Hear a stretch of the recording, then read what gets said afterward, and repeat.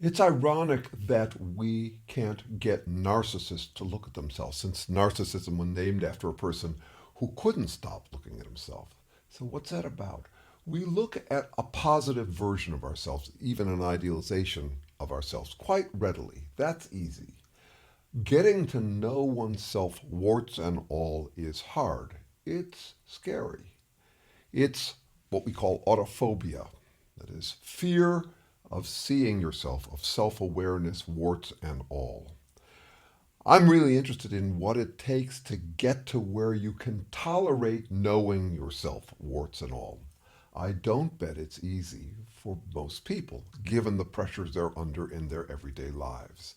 But to the extent we can do it, it would be really good for us and good for society as well. The way I see it is that we have about used up the Earth's carrying capacity for self flattering self image at a time when we are going to want more of it because life is going to get harder.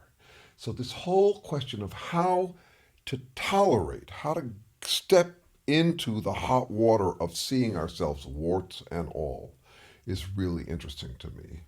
Now, there's a poker game that also interests me that reflects nicely on this challenge.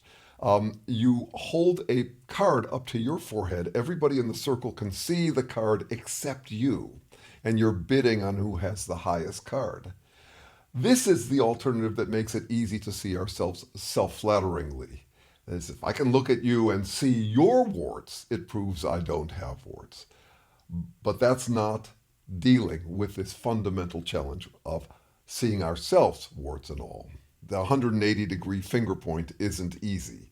We can finger point at others quite readily, as if it proves somehow that we are pure. If I can find the humanness in someone else, warts and all, it kind of proves I'm superhuman. I call that exempt by contempt. The more contempt I have for a trait in someone else, the more I am exempt from having that trait.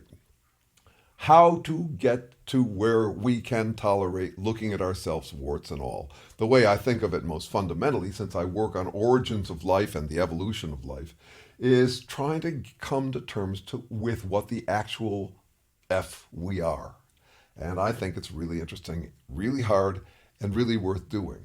One thing I do with clients is I try to voice for them their future selves. I listen really carefully and really neutrally, and I try to get them into a negotiation between their current self and their future self, uh, on the assumption that they're going to have to live with their future self.